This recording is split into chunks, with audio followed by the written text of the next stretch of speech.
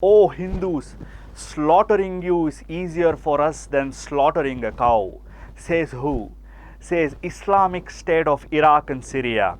They say this because Hindus took oath. Now let us see what oath did Hindus take. आज से हम हिंदू मुसलमानों के यहाँ मजदूरी एवं अन्य कार्य के लिए नहीं जाएंगे। जो फेरी वाले हमारे गांव में आते हैं, हमारे क्षेत्र में आते हैं, गांव में उनका जांच उपरांत यदि हिंदू है तभी खरीदी करेंगे, अन्यथा नहीं खरीदेंगे। आज दिनांक 5/1/2022 को ग्राम कुंडी कला में आम सभा कर यह सर्वसम्मति से हम सभी यह निर्णय लेते हैं, जिसका हम सभी जीवन पर्यंत पालन करेंगे। भारत माता की जय। बोलिए जय जय। We all saw the video and know where Hindus pledged that they will kill Muslims. However, let us see what magazine of Islamic State of Iraq and Syria says. They say recently the cow worshippers means Hindus. Recently the cow worshippers organized an event in which they gave a pledge to fight to make India a Hindu country. They swore an oath to kill Muslims in order to achieve their goals and promised to do whatever it takes to be victorious over the Muslims. So this is what ISIS is saying about Hindus. But you saw the video and nowhere in the video Hindus have pledged to kill Muslims. However, what Hindus have pledged, what oath did Hindus really take? So Hindus say they don't want to have commercial transactions with Muslims. Hindus pledged saying that we will not sell land to Muslims. Hindus pledged that we will not do business with Muslims. Is there any reason for this? We were all tolerant for 75 years. What happened all of a sudden? Is there anything that Hindus have learned? This is some serious issues that we need to be looking at. I've heard that there is an FIR registered against them. I'm happy about it. Go ahead, do it. But then listen to them. Listen to what Hindus have to say. Listen to why they did this pledge. Now let us see why Hindus did so. It is all a lesson that Islamists taught Hindus. The lesson is halal. So halal is a practice that is to be performed only by Muslims. So no Hindus can perform halal. So Muslims have the monopoly over the meat industry because most of the meat that is supplied in India is from a halal certified butcher. So every time you buy a meat from a butcher who practices halal, you will be contributing to halal industry. And this halal industry is $7.2 trillion. So where is the money going? Well, nobody knows, but let me tell you what halal certifying agency in India is doing. They provided legal assistance to Al-Qaeda terrorists who were nabbed by anti-terrorist squad in Uttar Pradesh. They gave 5 lakh rupees to a burqa-clad woman who shouted Allahu Akbar in Karnataka. So this is the kind of activities these halal certifying agencies are up to. It is up to you Hindus to decide if you have to really go for halal. And this is exactly what Hindus took a pledge in Chhattisgarh the other day. And ISIS terrorist wants to chop your head because of this. And the next pledge was not to sell house to a Muslim man. So we need to think as to why really Hindus did this. I don't know how many of you heard this news, but then in Gujarat, a Hindu man sold a property to a Muslim man in Gujarat. And then this Muslim man registers that property to Waqf board. Once the property goes to Waqf board, they were allowed to do namaz. And once the namaz was allowed to do in the private society, the society name was Shiva Shakti Society. Once all these people gathered to do namaz there, the havoc they caused, the kind of disturbance the society had, people had to sell their flat. People, as in Hindus, had to sell their property and go away, move away from Shiva Shakti society. This is the kind of demographic change every Islamists are up to. And I will also tell you what happens when there is a demographic change. Well, let me not tell you. I will show you a video in which a burqa-clad woman tells us what they will do to Hindus once they cross our population, as in Hindus population. Take a look at the video. एक को माने कितने 70 करोड़ हिंदू हैं तो 40 करोड़ मुसलमान भी 40 करोड़ मुसलमान कितनों को मारेंगे एक को मारोगे चाहे कितनों को मारोगे जरा हम भी देखते कभी ना कभी तुम्हारा भी मौका आएगा जिस दिन तुमसे बड़ा आ गए ना उस दिन तुम्हें रोड पे लेके पटक के मारेगा तब तुम्हें समझ में आएगा. So we all heard what this burqa-clad woman said.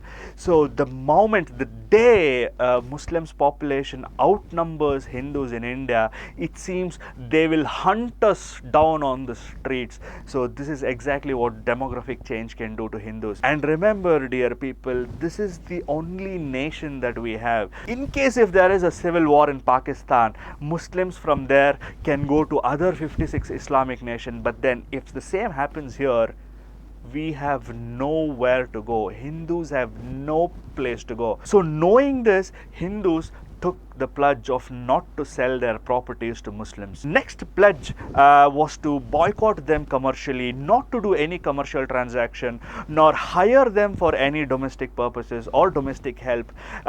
This is because of the spitting habits that is again under halal, because we have seen so many videos. I'll play some for you.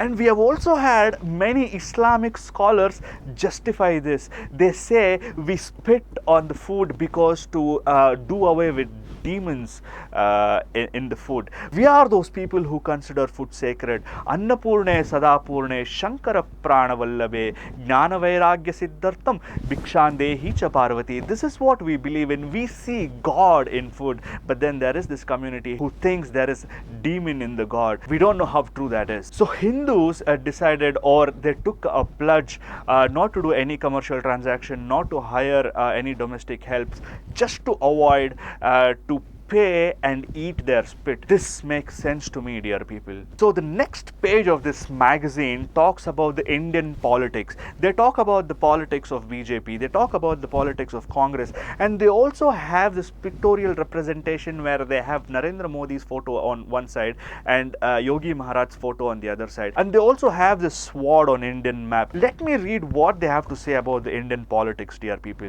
When the BJP is successful in gaining majority of Hindu support for elections, and the Congress party has realized that even with most of the Muslim support, they can never win. So I request you to pause the video and read the entire article.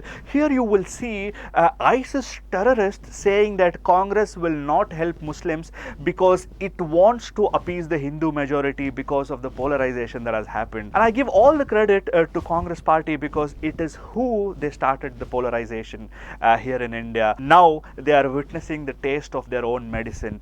And this is so evident these days. Once upon a time we had Manmohan Singh ji say Muslims should have the first claim on Indian resources. But then today we are seeing Rahul Gandhi doing the temple run during elections. We have heard Gayatri Mantra from Priyanka Gandhi. So it is very evident whatever ISIS terrorists are saying are true, that Congress is trying to appease the Hindu majority. I was very happy to see this terrorist weeping, crying in the magazine. I again request you to pause the video and read the entire article. They goes on to say they instigate the Indian Muslims saying that Ram Mandir is just the beginning. They will go on for Mathura. They will go on to get Kashi. And let me tell you, dear ISIS terrorist, we are not only after Kashi and Mathura, we are also after that 40,000 premier temples that were destroyed by barbaric Mughals. So next time in your article, please also do mention that 40,000 temples. Again, thank you all the Indians for electing the right leader. So when you have the right leader, we can see terrorists crying about the developments that are happening in India. मेरा तो इतना life खराब हो गया है, इतना life खराब हो गया है मेरा।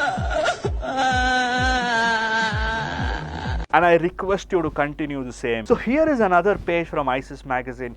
Here they will tell you how to choose the prey and kill them the Islamic way. So I again request you to pause the video and then go through the point, but then don't get inspired by this. This is just for your information as to how barbaric these are. So here is the first point. They say choose your prey according to interest of Islam and your reasons. So basically what they are saying is choose a kafir. So anybody who doesn't believe in Islam, choose them is what they are saying. And they also talk about plan B. I'm very interested in this because even the world leaders like Mahatma Gandhi ji never advised people to have plan B. So we all know what Mahatma Gandhi ji has said. He has said, if someone slaps you on one cheek, show them the other. But then he never told us what if that person slaps on the other cheek. He never told us what to show next. So there is no plan B here. But then the ISIS terrorists are so perfect that they are telling you to have a plan B. Just in case if you are about to get caught, you need to have a plan B is what ISIS terrorists are saying. So these guys are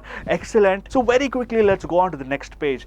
They say we are living in Darul Kufur under man-made law, which is at war with Islam and Muslims. If there is a community, if there is a religion that has disrespected the Indian constitution to the maximum, it has to be Muslim community. If there is a community, if there is a religion that has disrespected Dr. Ambedkar, it has to be Muslim community. I'll tell you why. The recent ongoing hijab issue is not a hijab issue. This is a propaganda to insert Sharia into Indian constitution. This is Indian constitution versus Sharia. This is not saffron versus hijab. They want to avail free education under Indian constitution. However, to get inside the classroom, they want to follow Sharia. They want to get a free ration in the name of Indian constitution. But then they want to divorce their wife using Sharia. My request to Indian government is to stop the free ration, free education, all the free benefits to the Sharia lovers. Let us see who wants to follow Sharia then. Namaste.